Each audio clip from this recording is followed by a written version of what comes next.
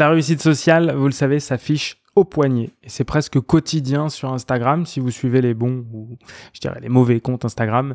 Et hebdomadaire, dans la presse, les histoires de vol de montres sont très courantes. Alors parlons de ce qui se passe, vous allez voir, c'est vraiment édifiant. Ensuite, je vous parle des solutions à mettre en place pour ne jamais vous faire avoir, jamais. Alors d'abord, on va parler chiffres, parce que mi-août, The Watch Register, une base de données qui répertorie les montres volées, a publié un communiqué indiquant que plus d'1 milliard de livres sterling de montres avaient été signalés comme volés dans sa base de données. Et donc ils indiquent que ce chiffre énorme représente environ 80 000 montres, soit à peu près une moyenne de 12 500 livres sterling par montre volée. Donc on parle quand même des montres de luxe, surtout de montres type Rolex, Patek, Richard Mille, Audemars Piguet. Alors que ce soit aujourd'hui le magasin Piaget à Paris, que ce soit le pilote de Formule 1 Charles Leclerc. D'ailleurs, très récemment, là, avec son collègue Carlos Sainz, juste après le Grand Prix où il a gagné à Monza, s'est fait braquer. C'est Richard Mille où ils ont réussi à la récupérer. Que ce soit Mark Cavendish qui s'est fait agresser dans son lit ou encore récemment une histoire absolument dramatique de l'enlèvement du père d'un youtubeur de machine à sous en ligne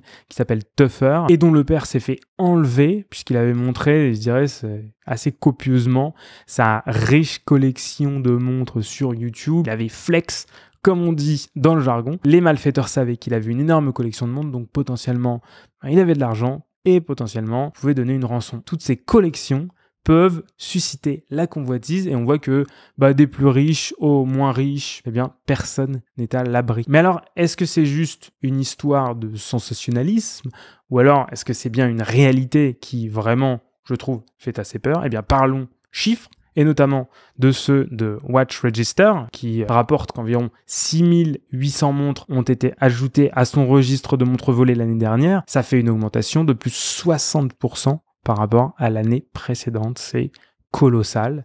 On voit qu'il y a le même son de cloche à la police de Londres qui, elle, comptabilise en 2022 6000 montres volées. On parle juste de Londres, attention, sur les 11 000 signalés au Royaume-Uni, ce qui est absolument colossal. Les voleurs ne vont pas s'attaquer à votre Festina ou à votre G-Shock, je vous rassure.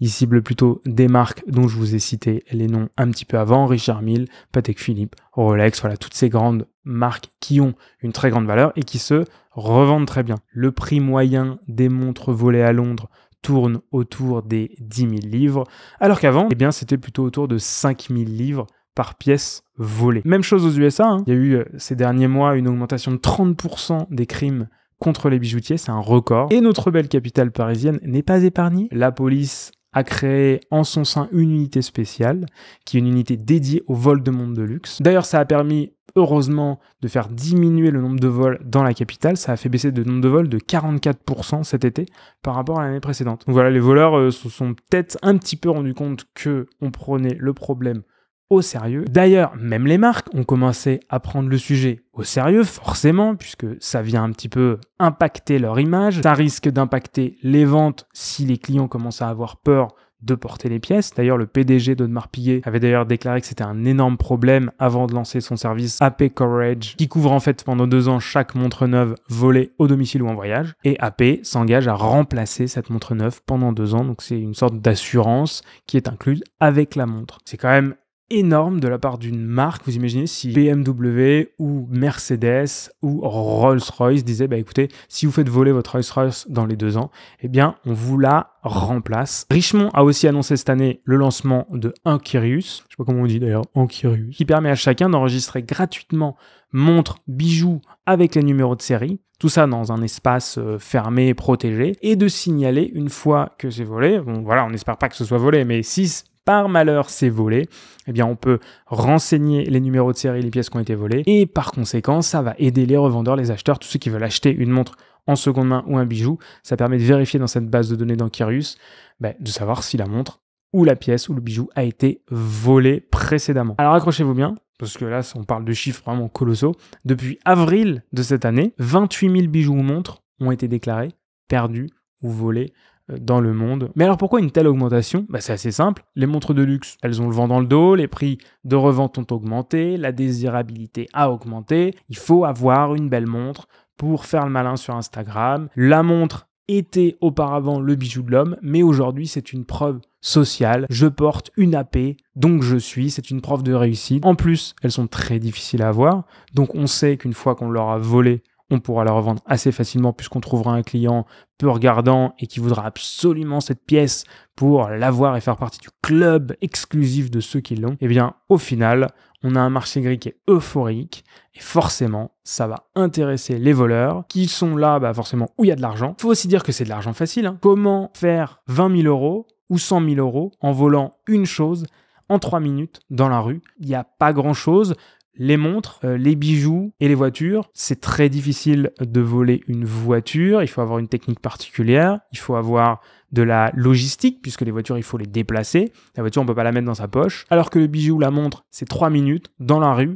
Vous avez juste à être plusieurs et à sauter sur quelqu'un. Ça rentre dans une poche, ça se revend facilement, ça s'expédie par la poste ou n'importe quoi. Vous la mettez dans une valise, c'est terminé et ça se maquille très très bien. Alors les procédés pour voler sont aussi extrêmement différents désormais, comme le rapporte le site Dinky dans un article à ce sujet qui est sorti récemment.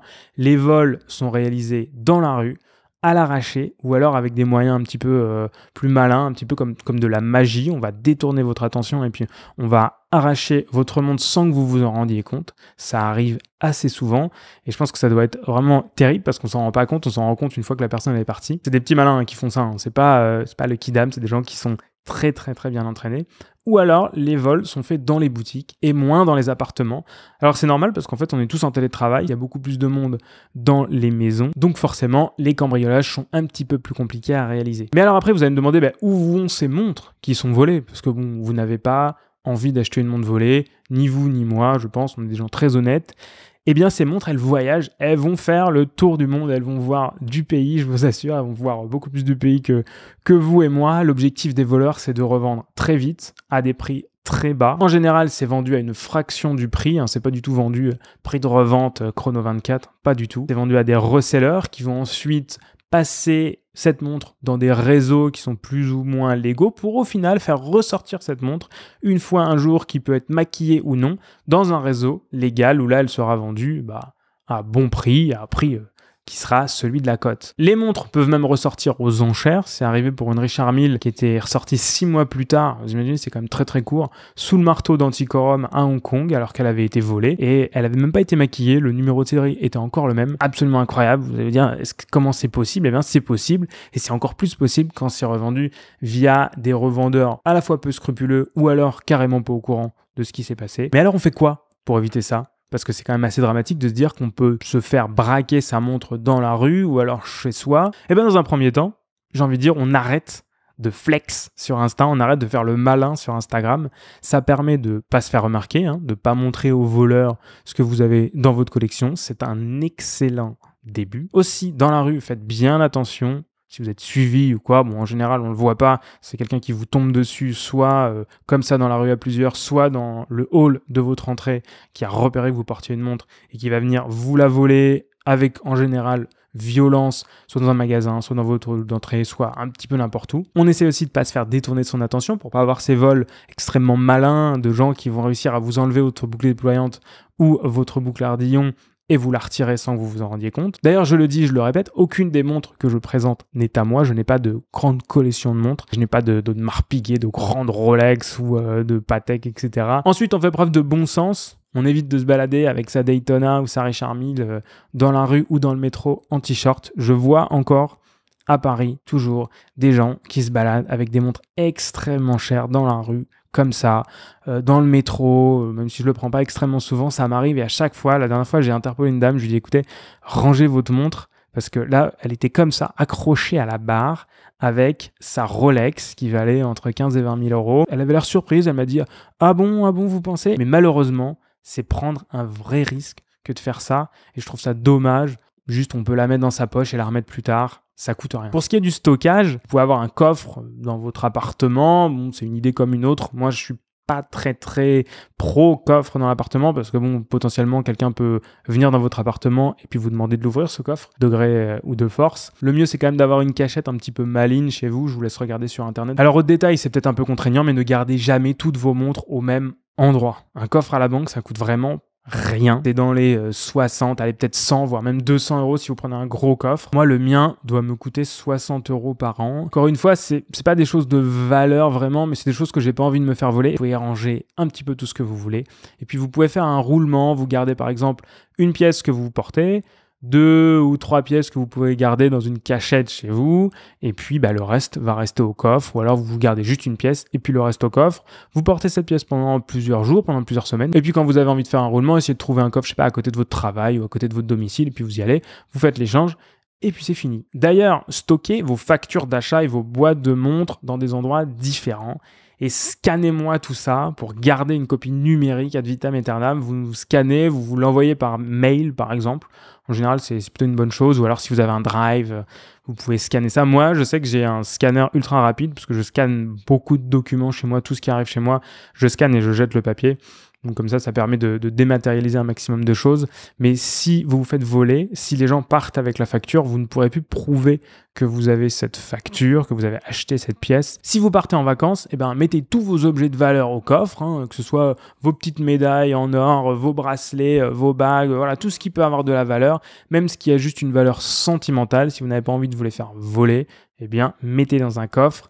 Si vous partez en vacances, vous allez partir en vacances, donc vous allez aller sur un lieu de vacances, vous allez donc être un touriste et vous allez forcément avoir un lifestyle de touriste et c'est là que les voleurs vont vous attendre. Vous n'êtes plus dans votre quotidien bureau, domicile, allez peut-être de temps en temps un dîner.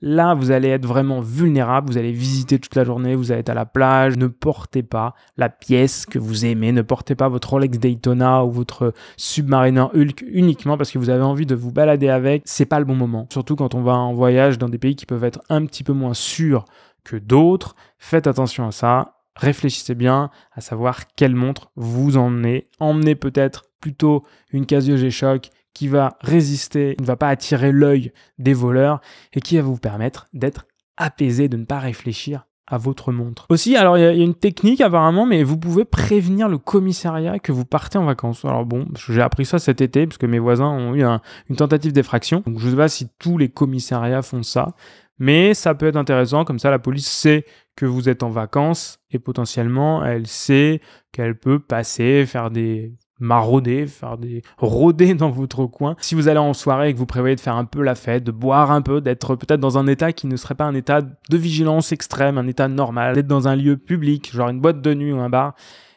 sortez avec une montre, encore une fois, qui est un petit peu low profile. C'est à vous de voir, hein. Moi, c'est vraiment un conseil que je vous donne. Se faire agresser versus passer une bonne soirée. Personnellement, je préfère passer une bonne soirée. Pour ce qui est des répliques, il y a beaucoup de gens qui disent « Oui, mais vous pouvez acheter une réplique, comme ça, si tu te la fais voler, tu te fais pas voler la vraie et tout ça. » Alors, les répliques, c'est une très mauvaise idée parce que ça finance déjà le crime organisé, ça finance des réseaux absolument mafieux, il faut pas du tout mettre le nez là-dedans. Ça serait aussi dommage si vous, par exemple, vous